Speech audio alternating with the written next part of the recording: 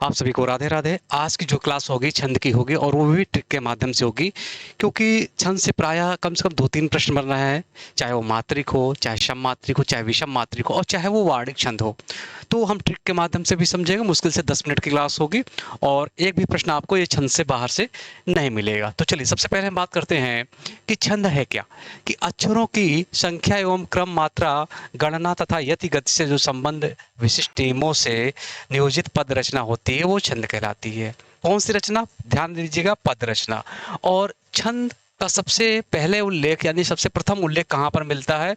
ऋग्वेद में। ये भी आपको पता है कि छंद का सबसे पहले उल्लेख कहाँ पर मिलता है? ऋग्वेद में। और इसको जो छंद को लोकप्रिय बनाया पिंगल ऋषि ने। तो पिंगल ऋषि ने इसको लोकप्रिय बनाया, इसीलिए इसको हम पिंगल शास्त्र के भी नाम से जानते हैं। तो इसी को हम छंद शास्त्र भी कह लें, और पिंगल ऋषि ने इसको रोचक बनाया, इसीलिए इसको हम पिंगल शास्त्र के भी नाम से जानते हैं। अब बात करेंगे सीधे सीधे हम छंद के भेद। तो छंद के कितने भेद होते हैं? तो छंद के मूलतः देखिए दो ही भेद होते हैं। मूलतः छंद के दो ही भेद होते हैं, मात्रिक और वाणिक छंद। तो मात्रिक मात्राओं के आधार पर हम छंद की पहचान करते हैं, वार्णिक वर्णों के आधार पर हम छंद की पहचान करते हैं, वार्णिक छंद हो जाता है। और मात्रिक छंद में कितने भेद होते हैं? तो तीन भेद होते हैं, सम, विषम, अर्धसम। तो अगर पूछेगा कि मात्रिक छंद में कितने भेद होते हैं, तो तीन भेद होते हैं, सम, अर्धसम, विषम। अब एक प्रश्न यहां से बन जाता है सीधे सीधे, तो उसको भी हम ट्रिक के माध्यम से समझेंगे कि कौन सा सममात्रिक छंद है। जैसे पूछ लिया जाए कि दोहा क्या है, या सोरठा क्या है, या उल्लाला क्या है, या कुंडलियां क्या है, सम है, अर्ध सम है, या विषम मात्रिक छंद है। तो यहां से हम एक ट्रिक के माध्यम से समझेंगे। सबसे पहले एक प्रश्न तो आपको यहीं से बन जाता है। तो यहां पर एक माइंड में कॉन्सेप्ट डालिएगा कि जब कृष्ण भगवान उद्धव को भेजते हैं गोपिकाओं को समझाने के लिए, तो वहां पर गोपिका कहती है कि भैया मेरे को समझ में नहीं आ रहा है आपकी बातें, जो आपका ज्ञान है मेरे को नहीं समझ में आ रहा है, क्योंकि मेरे प्राण, मेरे सब कुछ, मेरे तन मन धन तो कौन थे? कृष्ण भगवान ही थे। और जब वो चले गए तो मैं नहीं सो पा रही हूँ, मैं आधा ही सो रही हूँ। तो वो कहती है कि ऊदो सोब आधा कुछ विषम दिन। ये ट्रिक जानने के लिए मैंने थोड़ा सा ये प्रसंग ले लिया है। तो यहाँ पर ध्यान दीजिएगा, उन्होंने कहा भैया गोपियों में कि ऊदो सोब आधा कुछ विषम दिन, कुछ विषम दिन। ये ट्रिक बना लीजिएगा, यहां से आपको एक प्रश्न ही मिल जाएगा सीधे सीधे। अब यहां से ऊ से क्या हो गया? उल्लाला, ऊ से उल्लाला, दो से दोहा, सो से सोरठा, और बा से बरवय, बरवय। आधा, आधा यानी अर्धसम। ये चारों क्या हो गए? अर्धसम मात्रिक छंद हो गए। ये चारों क्या हो गए? अर्धसम। आगे हम समझेंगे सम क्या है, अर्धसम क्या है, विषम क्या है। अब यहां पर कु से कुंडलियां, कु से हो गया आपका कुंडलिया, छ से हो गया आपका छप्पय। अब ये क्या है? विषम यानी विषम मात्रिक छंद। अब इनके अलावा जो बचा वो जाएगा सम मात्रिक छंद में। तो बस यही दो का ट्रिक लेट लीजिए, अर्धसम और विषम का ट्रिक लेट लीजिए। अब यहां से ये पूछता है कि छप्पय किससे बनता है? तो छप्पय छरो, छरो ट्रिक बना लीजिएगा। छ से हो गया छप्पय, रो से रोला, उ से उल्लाला। यानी छप्पय किससे बनता है? रोला और उल्लाला को मिलाने से बनता है। अब कुंडलिया किससे बनता है? कुदरो। इसका ट्रिक लिख लीजिएगा, कुदरो। तो कु से हो गया आपका कुंडलिया, और द से दोहा, और रो से रोला। यानी कुंडलियां किससे बनता है? आपको दोहा और रोला से मिलाने से कुंडलिया बनता है। बस इतनी सी बात है। यहां से भी आपको हमने ट्रिक दे दिया, यहां से भी प्रश्न बनता है हमेशा, यहां से भी बनता है और यहां से भी बनता है।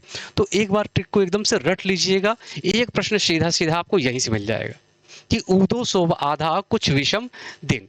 अब हम बात करेंगे इसके आगे कि समपात्रिक छंद होता क्या है। कि जहां पर सभी चरणों में मात्राओं की संख्या समान हो उसको हम कहते हैं सममात्रिक छंद।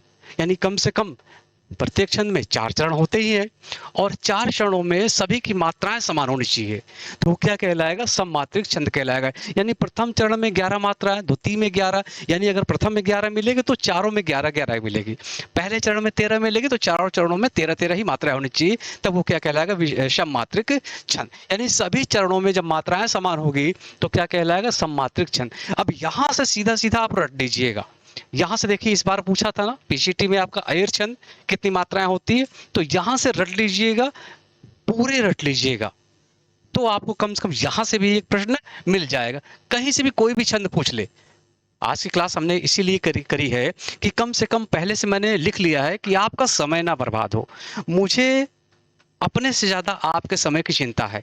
यही क्लास मैं चाहता तो 2 घंटे में पूरा करता, लेकिन मुश्किल से आपको मैं 10 मिनट में, 10-12 मिनट में पूरा छंद समझा दूंगा कि आपको छंद के प्रश्न अगर 2-4 प्रश्न आ ही गए तो फिर एक भी गलत ना होने पाए। तो इसको रट लेना है आपको पूरा। तो अहिर में कितनी मात्राएं होती हैं? 11 मात्राएं होती। तोमर में 12 मात्राएं होती।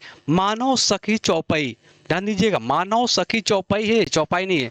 तो इन सब में सॉरी, मानव और सखी में 14 मात्राएं होती, चौपाई में 15 मात्राएं होती और चौपाई अरिल पद्धरी में 16-16 मात्राएं होती। फिर पीयूष वर्ष सुमेरु में 19 मात्राएं होती हैं। लावनी या राधिक, लावनी को हम राधिक भी कहते हैं, इसमें 22 मात्राएं होती हैं। फिर और देखते हैं, रोला में, रूपमाला में, दिग्पाल में 24-24 मात्राएं होती हैं। गीतिका में 26 मात्राएं होती, सरसी में 27, सार में 28, हर गीतिका में भी 28 होती है। तांटक और चौपैया, चौपैया को थोड़ा सा इंपॉर्टेंट कर लीजिएगा, तांटक और चौपैया में 30 मात्राएं होती। वीर, वीर को हम आला छंद के नाम से जानते हैं, उसमें कितनी 31 मात्राएं होती। त्रिमंगी और अनुष्टुप में 32-32 मात्राएं होती हैं। तो यहाँ से ये दोनों पेज रट लीजिएगा। एक ये वाला पेज सममात्रिक छंद का कि सीधा सीधा मात्राएं रट लेना। इसमें से अगर आप मात्राएं रटे रहोगे तो कोई भी इनमें से छंद दे देगा, आप मात्रा लगाओगे आपको समझ आ जाएगा भैया कौन सा छंद है। तो सिर्फ आप ये रट लीजिएगा, आपको यहीं से एक प्रश्न मिल जाएगा, एक प्रश्न आपको ट्रिक से मिल जाएगा, एक प्रश्न आपको यहां से मिल जाएगा। अब हम बात करेंगे अर्धसम मात्रिक छंद। तो अर्धसम, अर्धसम का तात्पर्य क्या है? आधा सम, यानी जिसमें आधा सम हो, बराबर हो। यानी 4 चरणों में 2 की अलग हो, 2 की अलग हो। यानी जो पहला चरण हो वो तीसरे चरण से मेल खाता हो, जो दूसरा और चौथा में सम हो। बस यही समझना है।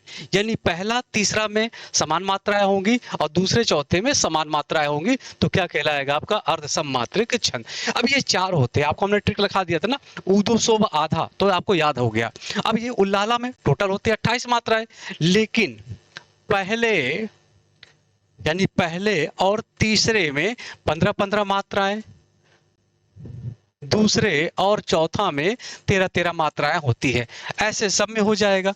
यानी दोहा में 24 होती है टोटल, 13-11, यानी पहले और तीसरे में 13-13 मात्राएं और दूसरे और चौथे में 11-11 मात्राएं होती। और इसी का जस्ट उल्टा है, कभी कभी यही प्रश्न पूछ लेता है कि दोहा का अपोजिट या विपरीत छंद कौन सा माना जाता है? तो सोरठा माना जाता है। इसमें भी देखिए 24 होती है, लेकिन यहाँ पर क्या था? पहले और तीसरे में 13-13, लेकिन यहाँ पहले और तीसरे में 11-11 होंगी, दूसरे और चौथे में 13-13 मात्राएं होंगी। बरवय टोटल 19 मात्राएं होती है, 12 और 7, तो अर्धसम हो गया। अब बात करेंगे विषम मात्रिक छंद। अब यहाँ देखिए कुंडलियां, तो कुंडलियां किससे मिलकर बनना है? यानी किन्हीं 2 छंदों से जब मिलकर बनता है तो उसको हम विषम मात्रिक छंद कहते हैं। कुंडलियां किससे मिलकर बना है? दोहा और रोला से। यानी प्रथम जो 2 पंक्तियां होंगी, यानी छप्पय और कुंडलिया में दोनों में कितने चरण होते हैं? 6-6 चरण होते हैं, बस इतना ध्यान रखिएगा। तो कुंडलिया किससे बना है? दोहा और रोला को मिलाने से बना है। यानी प्रथम जो 2 पंक्तियां होंगी दोहा की होगी और अंतिम 4 पंक्तियां होंगी वो रोला की होगी। और कुंडलिया की सबसे बड़ी पहचान ये है कि जिस शब्द से शुरू होगा, नोट कर लीजिएगा, कि जिस शब्द से शुरू होता है उसी शब्द से अंत होता है,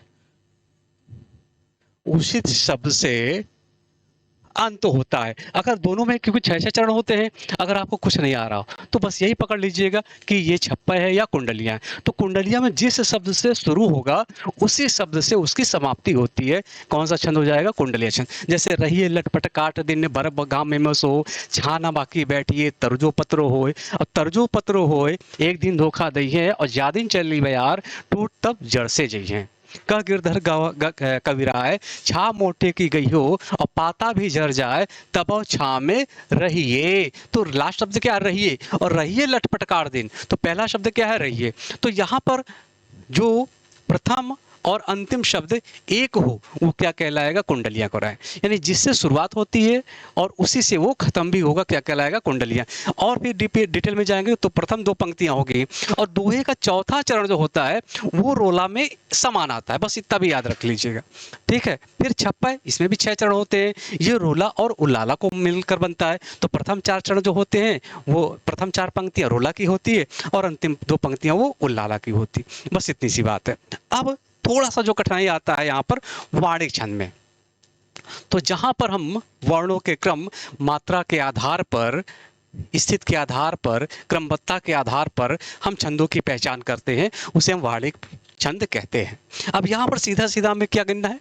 वर्णों की मात्राओं गिनना है या वर्ण को काउंट करना सीधे सीधे। लेकिन अगर जहां पर समान मात्राएं आती है तब हमारा फंस जाता है मामला। तो उसके आधार पर हमें ये ट्रिक रखना पड़ेगा।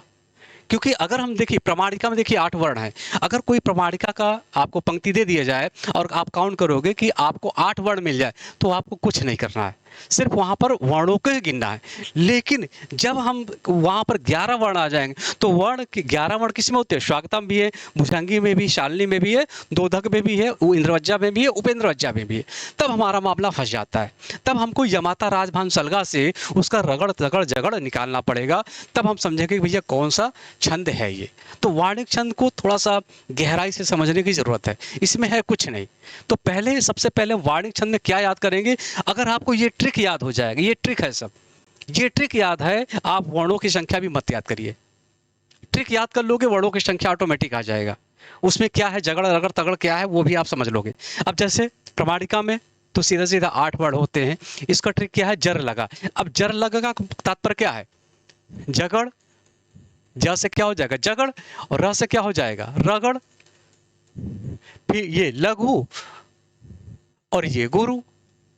अब देखिए जगड़ में क्या, प्रत्येक जो गढ़ होते हैं उसमें 3-3 वर्ण होते हैं। प्रत्येक वर्ण में 3-3 वर्ण ही होते हैं और गढ़ों की संख्या 8 होती है। तो जगड़ में 3 हुए, 3 रगड़ में हुए, तो कितने हो गए? 3-3 6, और लास्ट में लघु और गुरु, 6-2 8। बस ये नहीं याद है आपको, अगर जर लगा याद है, इसका ट्रिक याद है, तो आप वर्णों की संख्या निकाल लोगे। तो इसको रट लीजिएगा, इसको मत रटिएगा। अगर इसको रट लोगे तो इसको भी रटने की जरूरत नहीं पड़ेगी, क्योंकि इसकी जरूरत यहां पर पड़ेगी जहां पर समान वर्णों की संख्या होगी, वो आपको इसके माध्यम से ही निकालना पड़ेगा। अगर ये नहीं आता है तो जीवन में ये चीज नहीं निकाल पाओगे। क्योंकि देखिए यहां पर स्वागता है तो पहले हम गिनेंगे वर्णों की संख्या। वर्ण में क्या होता है? वाणिक छंद में सबसे पहले वर्णों की संख्या गिनते। अगर आपको वर्णों की संख्या कई में समान मिल जाए तब हमारे सामने क्या काम आएगा? ये काम आएगा, ये ट्रिक काम आएगा। नहीं तो जैसे प्रमाणिका में 8 ही 8 और किसी में होते नहीं, तो सीधा वर्ण गिने, 8 वर्ण आ गए, सीधा 8 वर्ण किस में होते? प्रमाणिका में होते, सीधा आंसर कर दिए प्रमाणिका। लेकिन यहां पर समस्या आती है और इन्हीं से प्रश्न ज्यादा बनते हैं। तो स्वागता का रन भगव स्वागता, सिर्फ इतना रट लोगे, रन भगव स्वागता, यानी र रगड़ नगड़ भगड़, और गौ का तात्पर्य यहाँ 2 मात्रा लगा है ना, तो गौ का मतलब हो जाएगा 2 गुरु। ये ट्रिक माइंड में बैठा लीजिएगा, गौ का तात्पर्य क्या हो जाएगा? 2 गुरु, ठीक है। और फिर रगड़ नगड़ भगड़, यानी 3 तीर को 9 और लास्ट में 2 गुरु, 9 2 11, तो कितने वर्ड हो गए? 11।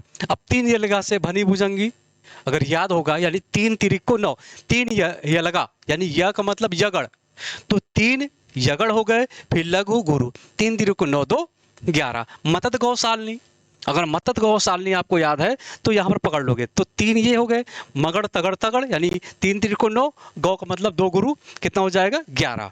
फिर दोधक में कितने होते हैं? 3 भगव, भगव का मतलब 3 भगड़ और 2 लास्ट में गुरु। इसको समझ लीजिएगा, क्योंकि अगर ये कॉन्सेप्ट समझ में नहीं आया तो फिर नहीं आएगा कभी वाणी छंद। क्योंकि जब कठिनाई से प्रश्न बनेंगे ना तो यहीं से ही बनेंगे। सबके ये ट्रिक रट लीजिएगा, सबके अगर ये ट्रिक रट लोगे ना तो एक प्रश्न आपको सीधा सीधा यहीं से मिल जाएगा। अब यहां से फंसाता है, प्राय यहीं से प्रश्न पूछता है। इंद्रवज्जा और उपेंद्रवज्जा, पंक्तियां दे देगा। अब इंद्रवज्जा में भी 11 है, यहां भी 11 है। देखिए 11 वाला रट लीजिएगा, और 12 में भी देखिए 4 12 में वर्ड होते हैं, और 17 वाले, तो 11 12 और 17 को रट लीजिएगा ट्रिक। अधिकतर वहां से 99% आपको वहीं से मिलेंगे। फिर इंद्रवज्जा में ततजगो इंदर, यानी तगड़ तगड़ जगड़ और 2 लास्ट में गुरु। फिर उपेंद्रवज्जा में क्या होते हैं, जगड़ तगड़ जगड़ और 2 लास्ट में गुरु। जतजर वंशस्थ 12 हो गए, जगड़ तगड़ जगड़ तगड़, यानी ये रट लोगे तो फिर आपको वर्ड भी आपको ऑटोमेटिक ही आ जाएगा। बस इतना ध्यान रखना कि प्रत्येक गढ़ में कितने होते हैं, 3 वर्ड ही होते हैं। अब 4 जगड़, तो 4 जगड़ 4 तेई 12, तो भुजंग प्रयात का 4 अलगा से बनी भुजंगी।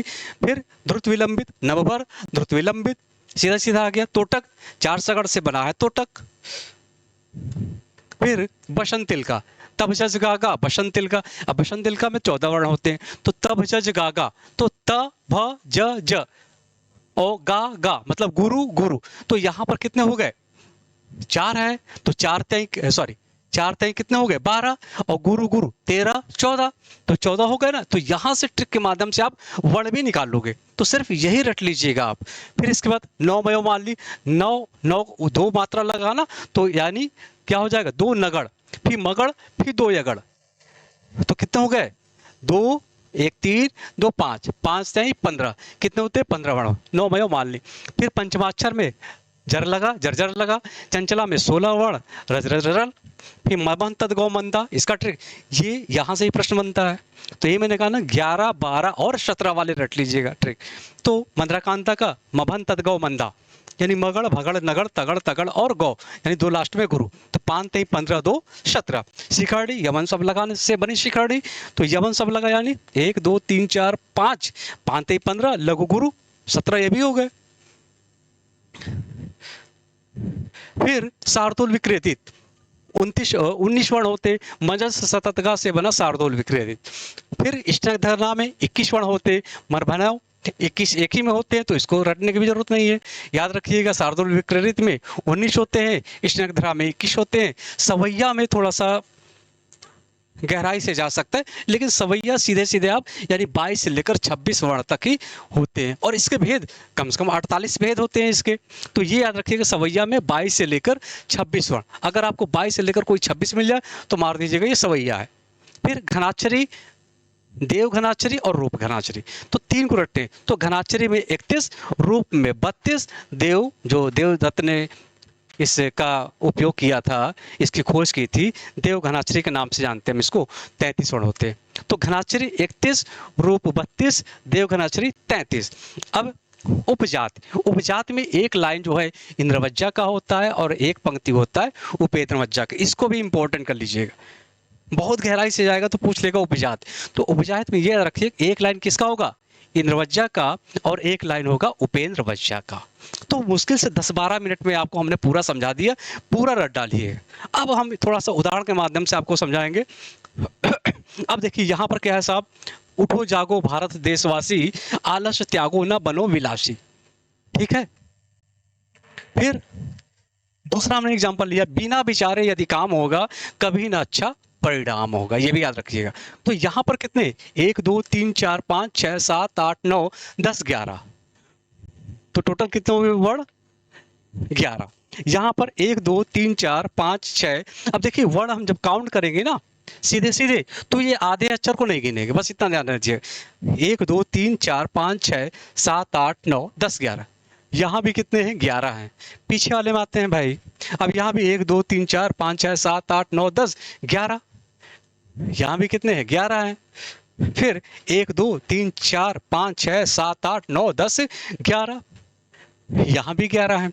तो यहाँ पर देखिए इसमें भी 11 है, उसमें भी 11 है, तो ये कौन सा होगा जब बहुत गहराई से प्रश्न जाएगा तो यहीं से देगा। अब यहाँ हमें निकालना पड़ेगा, या माता राजभान सलगा के सूत्र के अनुसार निकालना पड़ेगा। तो सबसे पहले निकालने के लिए हम मात्रा लगाएंगे। अगर मात्रा लगाना आ गया तो फिर आप निकाल लोगे। तो यहाँ पर गुरु, गुरु, लघु, गुरु, गुरु, लघु, लघु, गुरु, लघु, गुरु और गुरु। फिर इसमें भी लगा लेंगे गुरु। अब यहाँ देखिए आधा सा है, तो आधा सा जब बीच में आएगा तो उसके पहले वाला क्या हो जाएगा, लघु दीर्घ में हो जाएगा। फिर ये पहले आधा अक्षर है तो इस पे कोई फर्क नहीं पड़ेगा, इसकी कोई मात्रा नहीं लगेगी।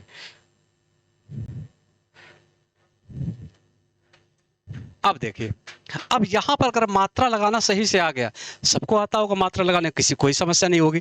अब यहां पर हमें तीन तीन का ग्रुप बनाना है।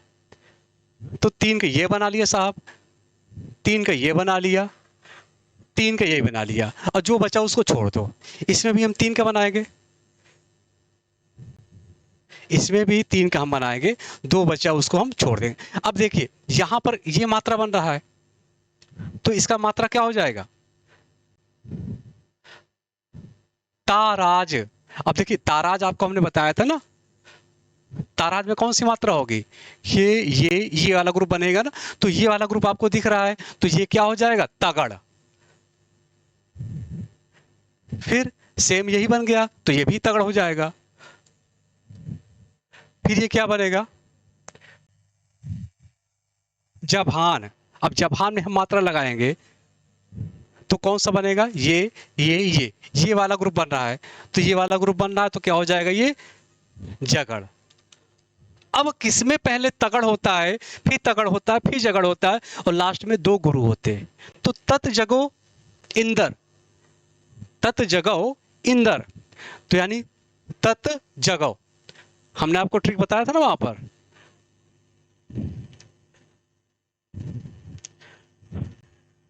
तत् जगो इंदर।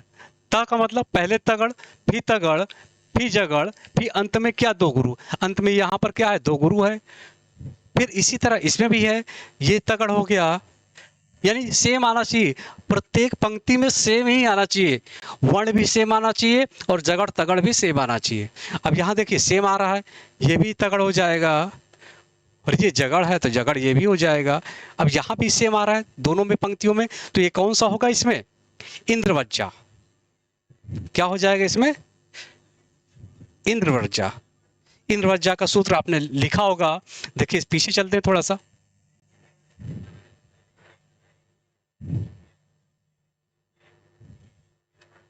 हाँ ये मिला, इंद्रवज्जा क्या सूत्र है, तत् जगौ इंदर।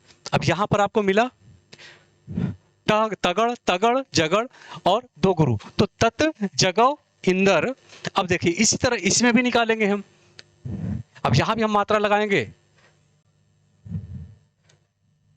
विचारे, यदि काम होगा। अब यहां पर देखिए आधा सा बीच में है, तो पहले वाला दीर्घ हो जाएगा। अब ये बन गया आपका। अब यहां में तीन तीन का ग्रुप ही बनाना है, बस यही करना है। मात्रा लगाने के बाद हमें तीन तीन का ग्रुप बनाना है। तो ये क्या हो जाएगा, ये वाला सिंबल क्या कहलाएगा, जभान। जभान में ये वाला है ना सिंबल, तो क्या हो जाएगा, जगड़। फिर तो जगड़ हो जाएगा, जत जगौ उपेंद्र। ये तगड़, अच्छा ये मात्रा इसमें दीर्घ का होगा, सॉरी, बी चारे दोनों में होगा दीर्घ का, इसमें भी। तो ये क्या हो जाएगा, ताराज। ताराज हो जाएगा ना, तो कौन सा निशान मिलेगा, ये वाला। तो ये क्या हो जाएगा, तगड़। और फिर ये वाला, यही जगड़ हो जाएगा, और लास्ट में क्या हो जाएगा, दो गुरु, दो गुरु। तो क्या हो जाएगा, जत जगौ उपेंद्र। ट्रिक क्या है,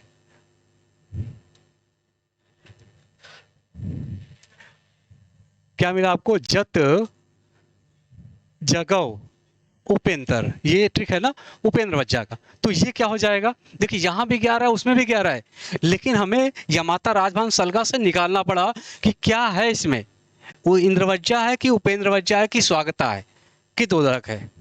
अब यहाँ पर भी देखिए सेम बन रहा है आपको, तो ये भी क्या हो जाएगा जगड़, यहाँ पे 3 3 का बनाना पड़ेगा, और यहाँ पर क्या है ये भी सेम है, तो क्या हो जाएगा तगड़, और ये क्या हो जाएगा जगड़, और ये 2 लास्ट में गुरु, तो ये भी क्या हो जाएगा।